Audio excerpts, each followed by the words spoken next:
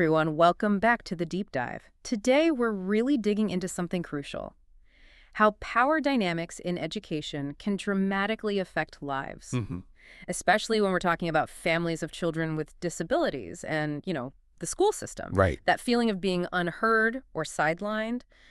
Well, imagine a new approach that literally flips that script, inviting overlooked voices right into the center of the conversation. That's precisely what we're going to unpack. Hmm. Our mission today is a deep dive into family as faculty, or FAF. FAF, okay. And this isn't just another program, It's a fundamental shift, really redefining how parents engage in special education. So moving beyond just like passive involvement. Exactly. It moves them from that passive role to one of active leadership and, importantly, expertise. You'll discover how FAF, a concept originally from healthcare, actually. Healthcare, interesting. Yeah, it's shaking up ingrained assumptions, truly elevating invaluable voices, and fostering genuine partnerships. Okay, so to guide us, we've pulled insights from several key academic papers, project briefs, that kind of thing. Yep, good stuff. These sources lay out FAF, the critical thinking behind it, some real-world examples of how it actually works. And the impact, right, on families and future educator. Exactly. The impact seems pretty profound. So let's jump right in. Let's do it. Okay, so to really get how innovative FAF is, we probably need to understand the backstory first. Like, where did it come from? What's the traditional landscape in special ed? Right. So FAF actually emerged, get this, in the early to mid-1990s. Okay. And not in schools initially, but in family-centered healthcare models. Healthcare again. Yeah. So what was the idea there? Well, what's really fascinating is the core idea was incredibly simple, but also revolutionary for the time. It was that families of children with disabilities possessed invaluable firsthand knowledge. Makes sense. They literally became faculty. That's where the name comes from, teaching healthcare professionals how to provide better, more empathetic care. Moving beyond just, the clinical stuff. It's like saying, hey, who knows this child better than their own family? That sort of thing. Precisely. That's the essence of it. That's a powerful history.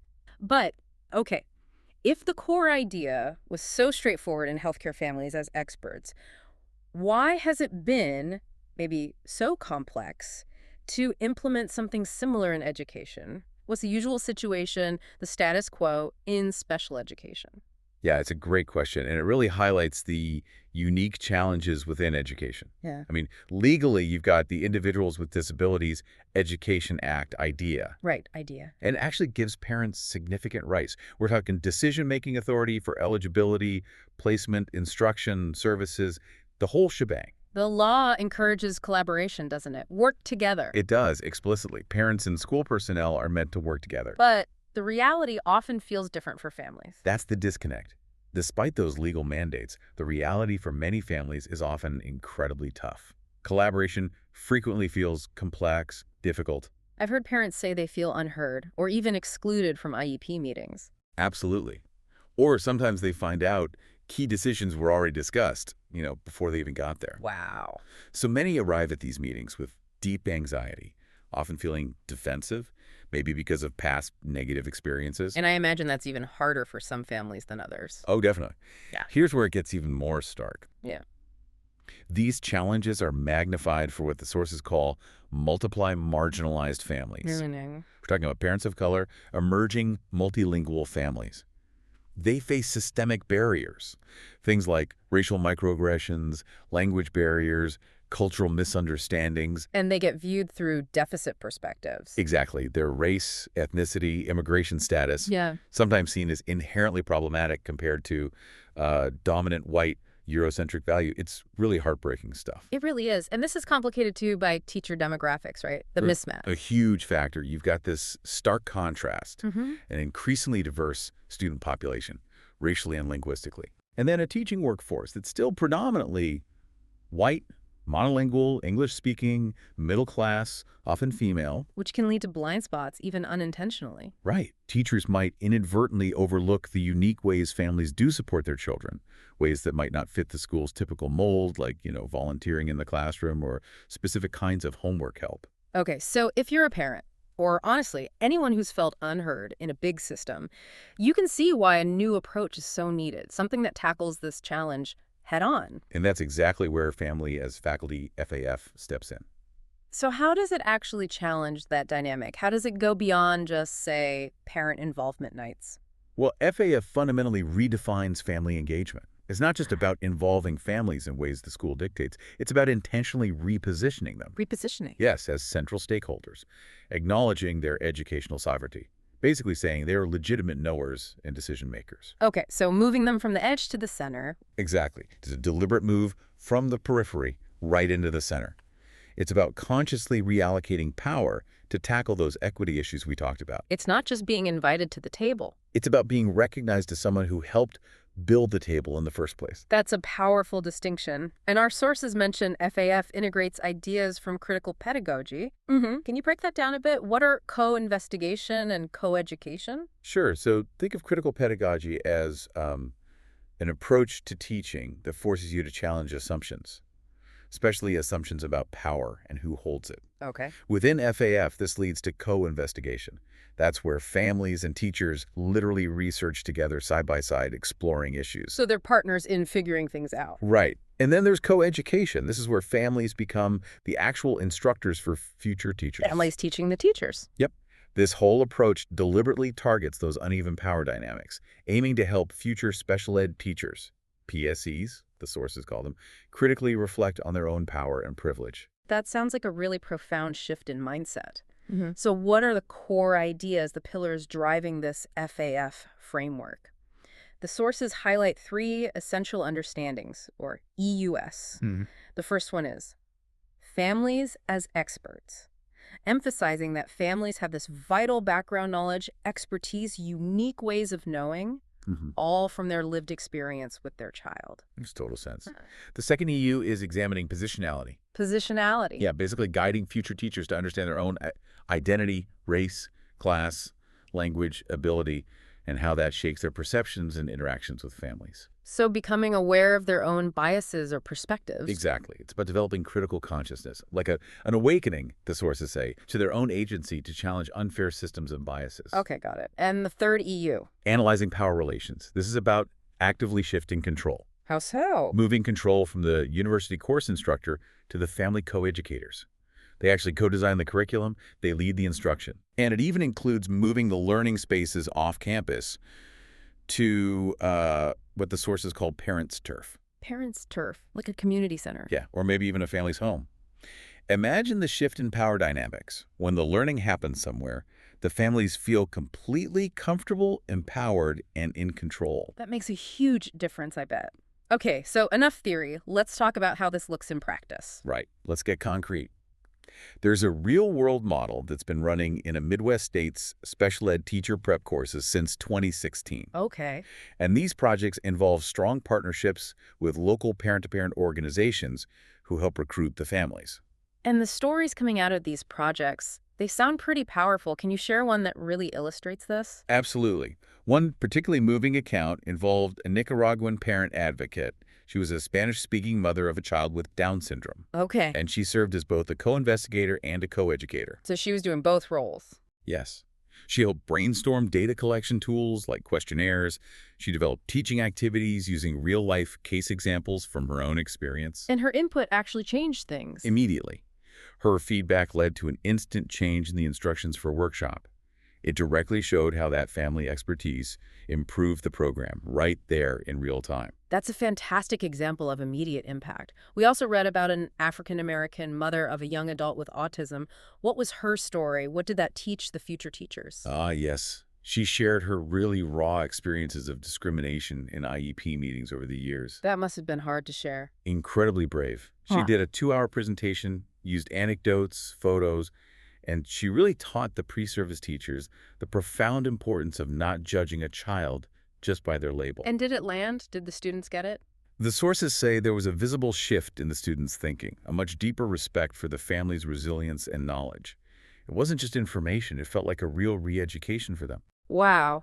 Okay, my favorite anecdote, maybe because it's so simple but says so much about power, is the WhatsApp moment. Can you tell us about that one? Oh, this was brilliant, yeah. So a Latina mother basically challenged the academic default using email for communication. Okay. She just suggested, hey, why don't we use WhatsApp instead? Simple enough. Right. But it perfectly illustrates the value of what the sources call popular knowledge and wisdom over strict academic knowledge. Yeah. It's like street smarts versus book smarts in fostering real collaboration. And did they switch to WhatsApp? They did. And embracing her suggestion fostered what they called authentic commitment. It led to much more positive, constructive back and forth between the parents and the students. Right. It was a small tweak, but it had this massive impact on accessibility and building trust. That's brilliant. Such a simple, practical shift. It does make me wonder, though, was there any resistance, maybe from the university side, about adopting something seen as, I don't know, informal, like WhatsApp? That's a fair question.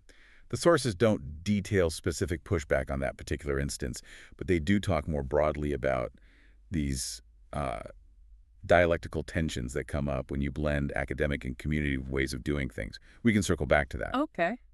But I think the power of that WhatsApp moment was how clearly and quickly it showed a benefit. That kind of practical advantage often overrides theoretical hesitations, you know? Yeah, that makes sense. Results talk. And the impact of FAF seems to go beyond just the special ed courses, right? There's a STEM learning project mentioned. That's right. FAF principles were extended to a family-centered STEM learning project. Families actually led workshops for teacher candidates before they were even fully admitted to the teaching program. Pre-admission. Wow. And the goal? To help these potential teachers shift away from deficit-based thinking towards asset-based understandings of kids and families right from the start.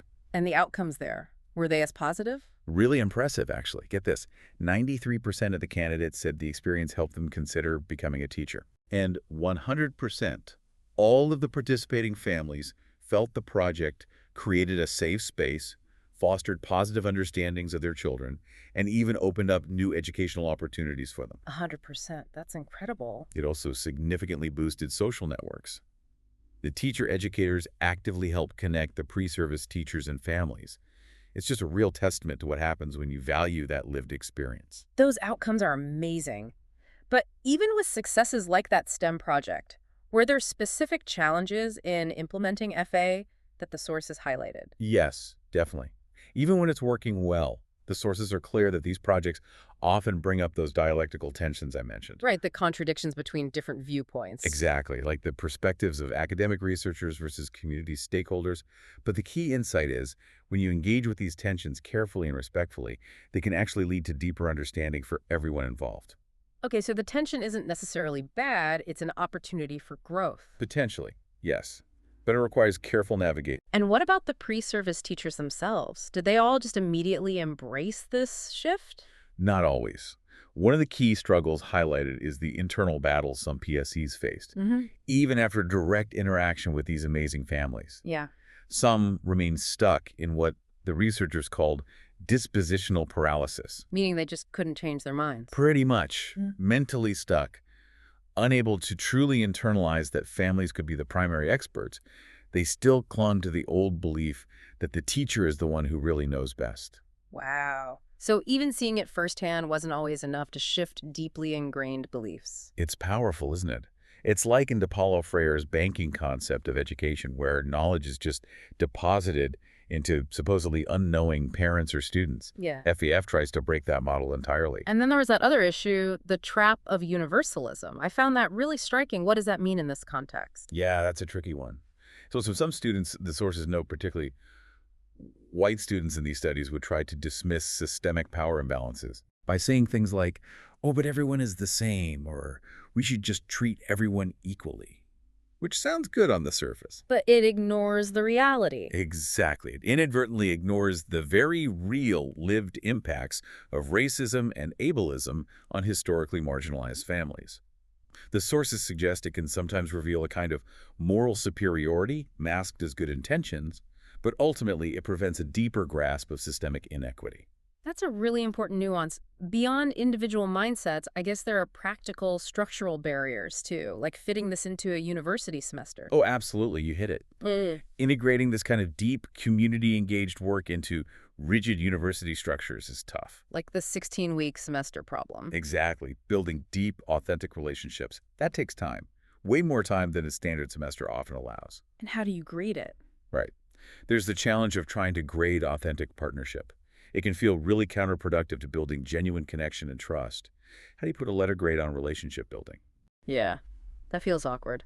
Okay, a really crucial point raised in the sources, and one I think listeners will connect with, is fair compensation and also getting the information out there. Vital, absolutely vital.